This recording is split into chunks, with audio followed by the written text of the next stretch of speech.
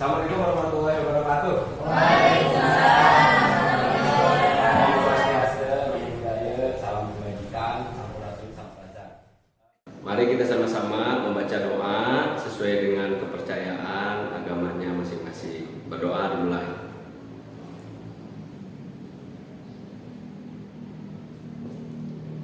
Selesai semua? Terima kasih banyak. Kali ini mohon rekan-rekan semua mahasiswa Bapak untuk misi absen dulu ya, diputar aja. Mata kuliah sekarang tentang apa? Filsafat apa? Ilmu. Ada yang ingat pertemuan di semester kemarin tentang filsafat? Arti filsafat? Cinta, bahasa, filos, dan Sofia, filos. cinta, sahabat, kalau Sobat? dia kebijaksanaan. Jadi arti filosofi atau filsafat? Yakin kan? Cinta dan kebijaksanaan. Cinta akan kebijaksanaan. Oke, great. Berarti posisi kalian untuk memahami filsafat sudah tahu secara etimologi ya. Dan secara istilah juga filsafat itu mempelajari tentang ilmu-ilmu kebijaksanaan, hikmah dan sebagainya. Sekarang kalian akan membahas tentang filsafat ilmu. Jadi filsafat satu kata, lalu ilmu dua kata berikutnya. Mari kita contoh dan lihat di slide berikut ini filsafat ilmu. Nah, Bapak akan menguraikan materi kuliah ya. Kelihatan kan? Saya bacakan dari situ ya, ada materinya, ada uraian materi, indikator. Nanti Bapak akan kirimkan di Google Classroom dan di WhatsApp group ya. Ya, oke. Oke, berikutnya yaitu tentang kuliah pertemuan kedua nih.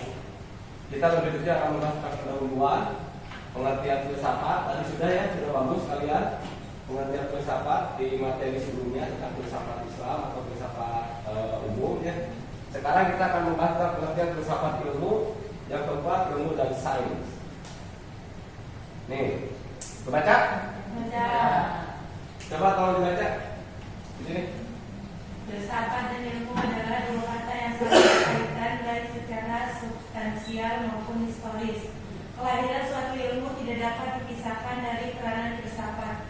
Sebaliknya, perkembangan ilmu memperkuat keberadaan filsafat. Oke, sip, cukup sampai situ.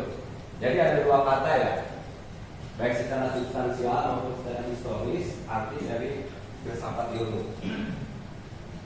Kelahiran suatu ilmu tidak dapat dipisahkan dari peranan filsafat. Betul. Sebaliknya, perkembangan ilmu memperkuat keberadaan filsafat. Nah, ini. Masalahnya sekarang, apakah ilmu dan filsafat harmoni? Apakah ilmu dan filsafat harmoni? Bisa mempelajari ilmu agama. Filsafat ilmu agama kan harus berkeyakinan, bertoleransi, lakum dinukum waliyadin, rahmatan lil alamin. Tapi faktanya, apakah ilmu tentang agama yang terjadi di kita itu adalah sudah memberikan nilai-nilai toleran, sudah rahmatan lil alamin atau belum? Belum sebenarnya. Kenapa? Ada kejanggalan, ada gap antara filsafat dan ilmu. Kenapa ini bisa terjadi? Nih, kita lihat. Ilmu tercerabut dari nilai luhur ilmu. Jadi yang tadinya mensejahterakan umat manusia, tetapi malah sebaliknya. Malah yang terjadi misalnya pemanasan global. Kalau dalam ilmu umum, kalau dalam ilmu keagamaan yang terjadi mempelajari ilmu agama malah bukan bersifat toleran, tapi malah intoleran, malah radikal. Ini yang kita harus. Kita contoh masalahnya 80% lulusan bekerja tidak sesuai prodi masa kuliah, benar nggak? Benar? Ada yang di sini kerjanya di pabrik? Ada. Good. Kenapa ingin mempelajari pendidikan agama Islam? Nama ilmu. Ada yang belajar di tempat yang lain? Ibu kerja di? Oh, ibu di rumah sakit sebagai administrasi, tetapi belajar pendidikan agama Islam. Apakah ini sebuah masalah? Tidak. Tidak. Benar, tidak. Secara filsafat tidak. Kalau kita memahami makna ilmunya. Ilmu misalnya, ibu belajar ilmu kesehatan, tetapi nilai filsafatnya ada di dalamnya. Apakah salah mempelajari itu? Tidak. Tidak, tetapi justru memperkuat keilmuannya kan. Yang kerja di pabrik apa? Rokok. Oh bukan. Ini spare Oh spare part. Nilainya itu bisa masuk, nilai-nilai filsafatnya bisa masuk. Maka orang yang bekerja di pabrik satu akan lebih jujur, akan lebih berakhlak, akan lebih mulia. Harusnya kan begitu ya. Sama ibu juga kerja di rumah sakit. Apakah ibu mempersulit orang yang masuk rumah sakit misalnya harus di UGD gitu? Enggak kan? Itu seharusnya di kita itu. Nah, secara data ini dilihat. The problem is 80% sudah bekerja biasanya kalau di masa kuliah. Tetapi apakah itu sesuai dengan nilai filsafat atau tidak, harmoni atau tidak? Nah, ini yang mesti kita pelajari dan kita gali. Oke? Nah, YIN, UIN, Stein, berapa persen yang toleran? IPB, berapa persen yang jadi petani? Ada itu tulisan IPB jadi petani, macul? Ada nggak? Ada, tapi berapa persen? Ya, paling 1% juga enggak. Ada pun dia kalau jadi petani itu jadi bos? Iya kan? Oke, yang kedua ITB, ada nggak yang langsung dia jadi penambang? Banyak. Tetapi dia penambang beneran nggak macul? Nambah enggak juga, dia subkontraktor dari kontraktor yang lain. UGS lagi dan lain-lain. Ini sebuah masalah karena apa? Nilai yang berlaku di masyarakat nanti adalah bukan persoalan lulusan, bukan persoalan ijazah, tetapi kebermanfaatan kita. Makanya antara ilmu dan filsafat harus seimbang. Nah, di sini akan terlihat. Nah, ilmu keluar dari hakikat keilmuannya. Coba pelajari. Kita di Indonesia lihat yang checklist 1, indah sekali kan? Alamnya semuanya di daerah pegunungan, di daerah pantai. Ada yang tahu nih di mana? Hah? Bogor. Di mana? Salah. Bukan. Sentul. Iya. Betul. Berarti jauh ya Sentul. Bogor itu Sentul itu semuanya ada. Ada 13 curug yang sangat besar-besar. Ada juga kompleks pesawahan yang jadi destinasi desa yang paling menarik. Ilmu keluar dari hakikat keilmuan. 1, contoh benar dari situ. Ilmu ekonomi, daerah pariwisata. Harusnya kan daerahnya ini dijaga lingkungannya. Yang terjadi sebelah kanan, di puncak nih, apa yang terjadi? Dipakai warung pinggir jalan, misalnya. Kenapa? Mempelajari ilmu betul dia ilmu ekonomi, tetapi karena tidak memiliki nilai filsafat. Yang kedua, tuh di bawahnya pinggir jalan, pertambangan itu sampai 200 meter ke bawah loh, lebih malah. Open pit namanya. Terus kebakaran hutan. Kenapa? Karena ilmu tidak sesuai dengan filsafatnya. Oke. Bagaimana dengan UIN, YIN, Stein dan swasta?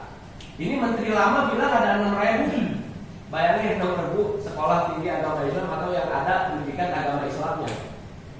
Namun apakah dari situ sudah mencerminkan nilai-nilai toleransi lulusannya?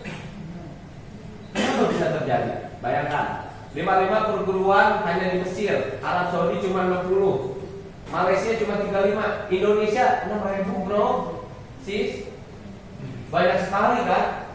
Kenapa bisa terjadi antara ilmu dan filsafat tidak seirama, bahkan menimbulkan intoleransi? UIN, Banten gitu, Universitas Islam Negeri Bandung, wah indah-indah, Jakarta, indah banget. Nah, masalahnya adalah kita ini tidak pernah mau memahami apa yang terjadi. Contoh misalnya di negeri Suriah, nih, ini lulu lantai, ya. Betul. Perhatikan. Karena intoleransi dibiarkan di sana itu. Indonesia lihat berbagai macam ada. Ini di Raja Ampat, ini di Denpasar, ini di Magelang. Nah ini Bekasi bro. Ini Jakarta. Nah ini di Jalan Sudirman, Jakarta. Ini sama BNI Sudirman. Di Indonesia bisa kita ya lihat.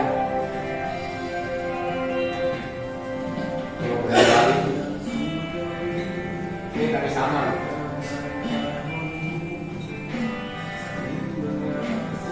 Nah ini Jakarta nih.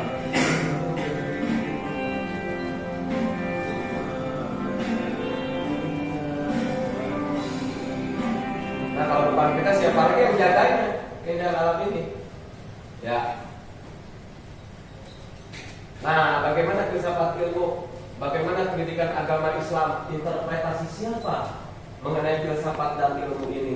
Nah kita akan belajar nih sekarang bagaimana filsafat ilmu mencoba mengembalikan ruh dan nilai luhur dari ilmu itu sendiri.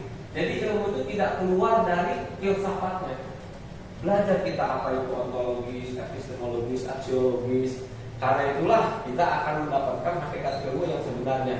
Nih kalian baca ya nanti ya mengenai filsafat ilmu bagian dari epistemologi menjadi hakikat ilmu. Bahasa Indonesia dimatang metode satu bidang dan satu sistematik menurut metode tertentu yang dapat digunakan untuk menggunakan bidang-bidang tertentu di bidang itu.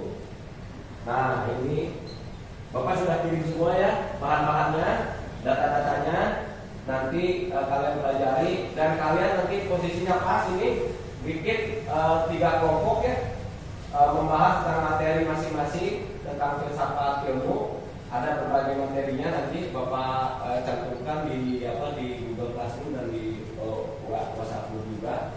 Bagaimana filsafat ilmu tentang ontologisnya, epistemologisnya, aksiologisnya. Nanti kita bahas bersama. Ada pertanyaan? Satu aja sebelum selesai. Tinggal sebentar lagi. Ya, silakan cepat. Bagaimana cara menginterpretasikan toleransi ini, Pak? Interpretasi toleransi adalah kita harus memahami perbedaan. Kalau berbeda, biarkan. Seperti dalam slogan Bapak nih. Di atas, slogan Bapak di atas, ya. Nah, turunkan ego, maklumi orang lain. Kalau dalam toleransi, kita harus mampu mengejawantahkan filsafat dan ilmu menjadi pemakluman terhadap perbedaan. Itu saja dari Bapak. Terima kasih banyak atas kehadiran kalian semua pada hari Minggu ini. Semoga bermanfaat buat kita semua. Nah, nanti kalian boleh membaca tentang penelitian terkait filsafat ilmu dan hubungannya dengan toleransi. Nah, ini banyak sekali penelitian-penelitian yang sudah dilakukan oleh teman-teman kolega Bapak yang pengampu pendidikan filsafat bukan hanya di kampus ini tapi juga di kampus yang lain. Yang kedua, bagaimana pengabdian kepada masyarakat dari nilai filsafat ilmu, yaitu adalah implementasi pengejawantahan terhadap toleransi. Nah, itu Bapak pernah lakukan, nanti Bapak akan kirim juga di WhatsApp group atau di Classroom bagaimana Bapak menjadi kepanitiaan Bandung untuk NKRI. Bandung untuk NKRI itu dilakukan tahun 2016 kemarin. Bagaimana caranya kita mengkantor toleransi menjadi mengkantor intoleransi menjadi masyarakat yang toleran. Apalagi sekarang di tahun 2024 akan menghadapi kampanye, selalu ada politik identitas atau politik agama. Hati-hati, karena itulah pengabdian kalian di masyarakat, yaitu bercampur baur dengan tetangga, dengan yang lain, berikan nilai-nilai toleransi. Begitu juga Bapak punya tanggung jawab untuk memberikan nilai-nilai toleransi.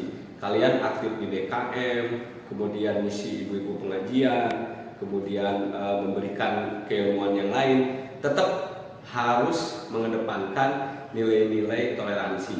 Mudah-mudahan di tahun politik nanti kita bisa membantu agar masyarakat lebih memahami tentang sebuah kedewasaan berpolitik.